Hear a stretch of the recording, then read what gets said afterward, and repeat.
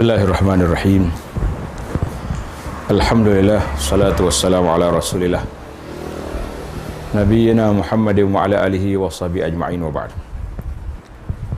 Yang dihormati pengacara majlis, yang dimuliakan Presiden kelas pengajian Imam Al-Ghazali rahimahullah, dan semua para tetamu, Assalamualaikum warahmatullahi wabarakatuh. Alhamdulillah, kita panjatkan kesyukuran kepada Allah Azza wa Jalla kerana di dalam majlis hari raya, iaitulah kita rapatkan ukhuwah di kalangan kita. Sebagaimana dalam satu cerita dalam hadis Nabi sallallahu alaihi wasallam, ada seorang berjalan nak pergi ziarah kawan dia di sebuah kampung. Tiba-tiba Allah hantar malaikat pergi tunggu di tengah jalan. Malaikat tanya, nak pergi mana? Dia kata, saya nak pergi ke kampung seberang sana, nak pergi ziarah kawan. Jadi tanya lagi soalan, apa sebab nak ziarah dia? Ada dia buat baik kepada awak ke apa benda, bantuan? Dia kata, tidak, aku pergi ziarah dia semata-mata kerana Allah. Jadi bila dia jawab semata-mata kerana Allah ziarah, maka malaikat memperkenalkan diri. Dia kata, inni Rasulullah ilaikum, aku ini utusan Allah Ta'ala kepada kamu. Mana bukan manusia, malaikat. Dan Allah Subhanahu Wa Ta'ala sampaikan kepada kamu, Allah sayang kepada kamu kerana kamu menyayangi saudara kamu kerana Allah. Jadi al-muntalaq daripada hadis inilah, ana rasa seronok, suka bila kita dapat bertemu dengan sahabat-sahabat, dengan kawan-kawan, khususnya dalam suasana orang panggil mood hari raya tu masih lagi segar. Lebih-lebih lagi di Malaysia ni raya dia lama.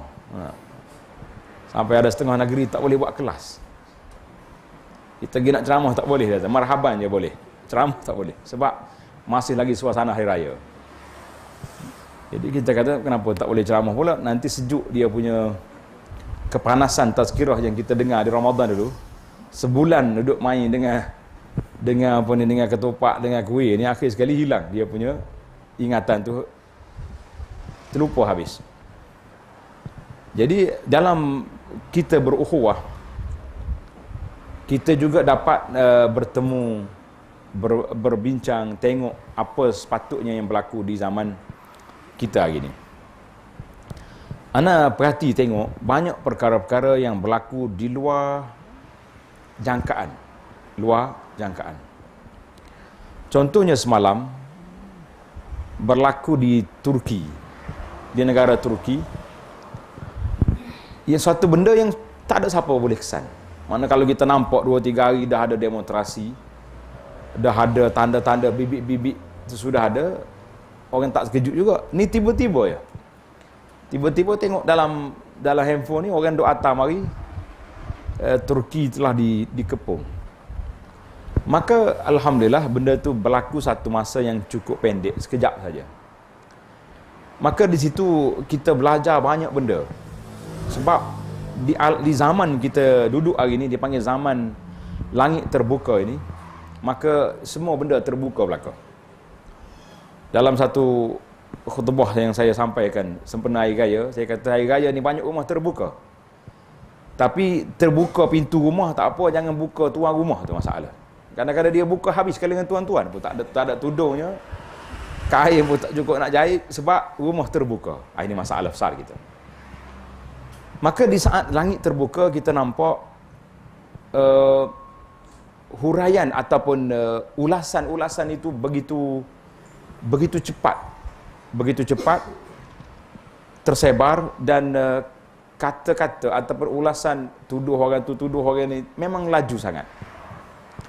Jadi kita boleh ambil durus daripada apa yang berlaku itu, bahawa suatu jangkaan benda mungkin berlaku yang kita tidak tahu, tidak sangka. Kita pun tak tahu apa yang nak jadi sekarang.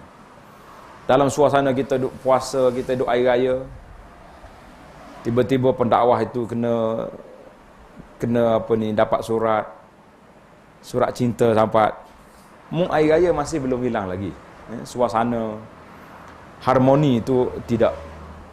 Dan bila masuk ke alam maya, para pengulas itu seolah-olah mereka mempunyai lesen untuk mencerca orang ataupun mengata kepada orang. Itu yang jadi masalah yang kita nampak sangat di zaman kita hari ini.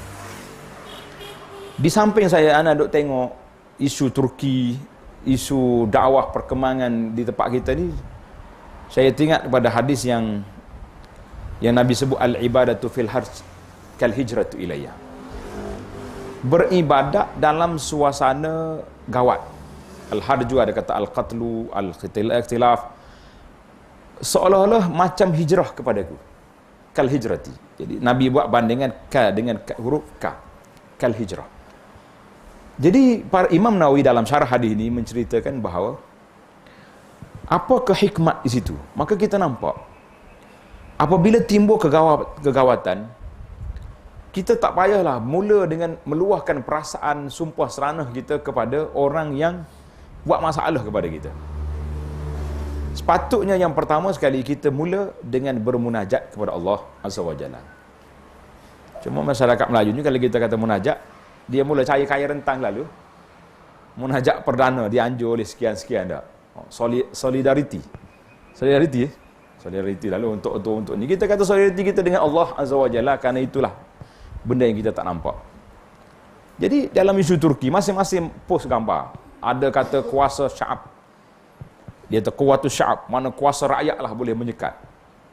Ada yang mengatakan, ada pula ahli-ahli zikir, post gambar dia ni. Kerana puak zikir ni lah dapat menyelesaikan cepat masalah. Jadi hak zikir tu lama dah dia zikirnya. Nah, patut tak ada pun tawanan tu ni rapas kuasa tu. Masing-masing nak tunjuk dia kuat, dia hebat. Kita mengatakan, tak tahulah betul tidak dalam video tu, la ghaliba illallah. Itu kata-kata Erdogan sendiri yang mengulangi kalimah tu. Tidak ada siapa yang kuat, yang menang, hanya Allah Subhanahu Wa Taala. Jadi benda yang kita dalam suasana kita gawat hari ni, dakwah kita contohnya di sini, sahabat-sahabat kita ni disebarkan gambar-gambar orang ni dipangkah kepala, orang ni tu, ada orang duduk solat main telefon contohnya, kita pun sebar jugalah. Jadi kita nak sekat bagaimana keadaan, maka kita balik kepada apa yang disebut dalam hadis tadi, al-ibadatu fil harj, ibadat dalam suasana gawat hari ni. Jadi kita nampak macam tertinggal isu tu. Bila gawat, ada tidak kita pakat munajat?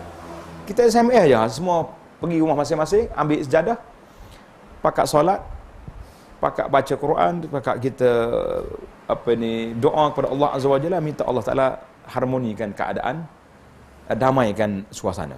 Jadi kita, sebab itulah bila ada kaitan dengan isu sabar dalam menerima ujian, dan sekaligus daripada kita sabar, kita juga kena mendoakan kebaikan pada orang yang buat masalah kepada kita, kerana sebab dia lah kita dapat ujian. Allah SWT ni, mudah-mudahan Allah Ta'ala nak angkat darjat kita. Kita tak boleh minta musuh. Nabi larang, la tatamannau liqa'al adu, jangan minta nak jumpa musuh. Fa idza laqitumuhum fasbutu, kalau dah bertemu, sabar, tetapkan pendirian, jangan lari. Kalau bertemu lari, itu masalah dah lah, tak nak mahu bertemu. Kalau bertemu lari pula, itu masalah. Itulah di antara gerakan dakwah yang kita ambil, bahawa kita tidak tumpu, tidak fokus kepada ibadat kepada Allah Azza wa Jalla.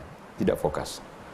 Kadang-kadang anak duduk terfikir, di dalam dakwah kita ni, dakwah yang kita duduk ajar orang, duduk didik orang, satu projek yang anak cuba besar, lambungkan isu, kita panggil projek mega. Projek mega mampu milik ataupun mampu buat, iaitulah salat sunat rawatib. Yang hadis yang diriwayat oleh Ummu Habibah radhiyallahu anha dalam Muslim, yang mengatakan siapa dia jaga solat 12 rakaat satu hari satu malam. 12 rakaat. Itu dipanggil solat rawatib yang muakkad. Yang ni pun kita kadang-kadang nampak macam tidak berjaya mendidik murid-murid kita supaya beriltizam dengan yang ada itu. Campur pula dengan 2 duha, 3 witir, projek kita 17. Itu je. Bulan Ramadan baru ni saya cuba buat banner macam-macam, kita kempen. Tarawih sampai sudah, jangan lari tengah jalan. Imam, ada orang SMS dengan saya, dia kata, Ustaz, tidak adil mengempin sebelah pihak. Dia kata, apa benda ni? Kempen suruh orang tak nak lari, Ustaz tak kempen imam supaya jangan panjang. Sedap lik dia juga nampak. Ustaz kena kempen juga, buat 8 je, jangan panjang. Baru orang tak lari. Saya duduk memikir, betul juga tak? Kita suruh orang jangan lari, kita panjang pula. Jadi masalah. Maknanya cerdiklah dia tu. Dia boleh argue balik, dia boleh hujah kita. Maknanya awak nak kempen belaka. Kita kempen jangan bagi lari. Saya pergi satu masjid 9.20, 9.30 paling lama, siap 23 rakaat. Bukan macam Indonesia tu. Itu 7 minit. Ni standard biasa. Standard orang kampung. Lari juga. Saya kata, masjid ni orang tak lari kot, cepat ni. Sama lah, 8 lari. Kadang-kadang saya pegang. Yang lari 8 ni mazhab ke malas? Dia ada 2. Kalau mazhab maknanya pegangan dia agak 8 je lah tarawih ni, lebih tak boleh. Kalau dia belajar fiqh sunnah tu, kita tak apalah kalau dia pegang. Tapi hak lari itu bukan kerana mazhab, lari kerana malas. Jadi itulah. Cuma kita boleh gerakkan ihya sunnah dalam gerak kerja al-ibadat pada Allah Azza wa Jalla. Kalau kita nak kata zaman kita sekarang ni al-ibadatu fil harj, ibadat dalam keadaan gawak, sudah gawak dah. Gawak akhlak, gawak suasana. Kalau kita nak senaraikan, gawak politik, habis benda-benda gawak belaka dah. Situ sini gawak. Jadi itulah maknanya kita tumpu pada ibadat pada Allah Subhanahu Wa Taala. Cuma jangan terperangkap dengan satu kumpulan. Kumpulan ni dia dakwa kita hari ni tak boleh duduk di bandar-bandar, kita kena pergi duduk dalam hutan. Sebab bandar ni akan dibom oleh puak-puak irhabi ni. Jadi kita kena bawa kambing-kambing. Dia baca hadis sebaik-baik manusia di akhir zaman tu yang pergi duduk bawa kambing di tepi celah-celah gunung tu. Dia baca hadis tu, dia bawa orang pergi sana. Saya kata belum lagi. Sekarang ni kita masih lagi boleh ceramah. Duduk di bandar boleh lagi dengan. Kalau tak lagi tak sempat pergi masjid, YouTube ada. Live stream ada. Live stream ni pun satu bid'ah juga ni. Bid'ah tak nak bagi orang pergi dengar kuliah. Tak apa tak pergi pun. YouTube ada. Kita jaga. Tapi ada orang jawab, dia kata bid'ah hasanah. Tak apalah, kita kan ada bid'ah hasanah. Jadi kita terima hak tu. Jadi bid'ah hasanah kitanya menyampaikan ilmu. Orang tak nak pergi itu mungkin kerana masyarakat, hujan, jauh jarak. Jadi sekurang-kurangnya kita jangan tengok yang dekat, kita tengok yang jauh.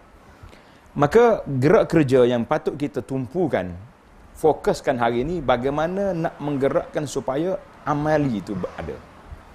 Maknanya kita jangan duduk fikir orang lain duduk bawa kitab Fadailul A'mal. Fadailul Amal. Kita pun bawa kitab Fadailul Amal. Hadis-hadis yang sahih dalam fadail banyak. Tak payah duduk cari pelik-pelik. Hadis-hadis yang pelik tak payah. Yang sahih pun tak habis nak pakai dah. Yang sahih pun tak terbuat dah. Bukan tak terbuat tu kerana tak mampu, kerana tak sempat.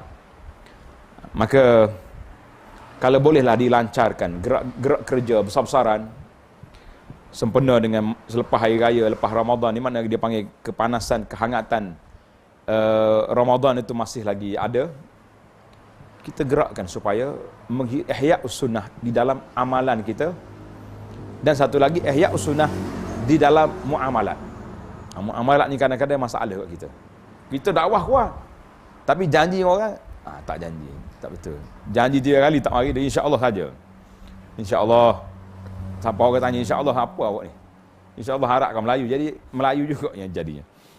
Jadi kita cuba ambil tapak yang kukuh melalui al-ibadat yang mudah-mudah saja. Kita tak ajak masuk gua betapa, tak ada dah. Yang kita ajaknya besarkan isu-isu tentang zikir. Sebagaimana Ibn Qayyim cerita ketika dia pergi nak jumpa guru dia lepas salat subuh. Dia kata aku tunggu dia berzikir sampai naik matahari. Bila naik matahari dia paling tengok, oh ada awak, dia kata ada. Dia kata inilah waktu aku menambahkan, mengisi minyak, istilah kita kan, atazawwad. Aku mengambil bekalan untuk menyampaikan ilmu. Lepas pada ni dia bermula dengan zikir kepada Allah Azza wa Jalla. Alhamdulillah para jemaah sekalian, itulah muhasabah untuk kita sendiri sebagai doa, sebagai penggerak dalam dakwah kita ni. Kita mula yang tu. Saya selalu buat gurau lah. Saya kata kita kempen ni tak ada siapa nak marah. Kempen ajak orang berzikir. Zikir yang kita bagi pun zikir 4 kalimah tu ya. Zikir yang semua orang hafal belaka dah. Saya kat sini berapa kali ijazah dah zikir tu. Saya tak jadi juga dah. Zikir 4 kalimah tu. Berapa kali dah boleh ijazah zikir tu? Berapa kali dapat ijazah zikir 4 kalimah? Banyak kali dah. Jadi tak jadi? Realitinya masalah. Dia kata bagi berapa kali dah saya kata tu. Tapi sebab kita tidak jadualkan dalam hidup kita, pagi mesti subhanallah alhamdulillah Allahu akbar ni ada 500 kali sehari, ada berapa, kita sendiri yang buat mengikut kesesuaian masa. Jadi kita cubalah mengisi gas kekuatan jiwa kita melalui zikir, melalui salat dan melalui majlis al-ukhuwah yang disebut dengan nama majlis ilmu. Mudah-mudahan kerja kita diberkati oleh Allah Azza wa Jalla dan dakwah yang kita bawa itu memberi manfaat kepada masyarakat, kepada umat. Adapun isu-isu yang boleh menimbulkan perbalahan, boleh menimbulkan pergeseran yang tak sudah-sudah, saya rasa bolehlah kita letak dalam agenda yang khas untuk dia. Tapi agenda yang biasa ni memang tidak jadi masalah. Saya kata FRU tak mari sembuh air, kalau kita berzikir kan ada orang mari marah. Tak ada. Polis pun tak hantar pasukan mari. Ya. Mungkin sahabat-sahabat kita dari jabat agama pun tak kacau kita sebab kita duduk berzikir saja. Wallahu a'lam. Wa sallallahu ala nabiyyina Muhammadin wa ala alihi wa sahbihi ajma'in walhamdulillahi rabbil alamin.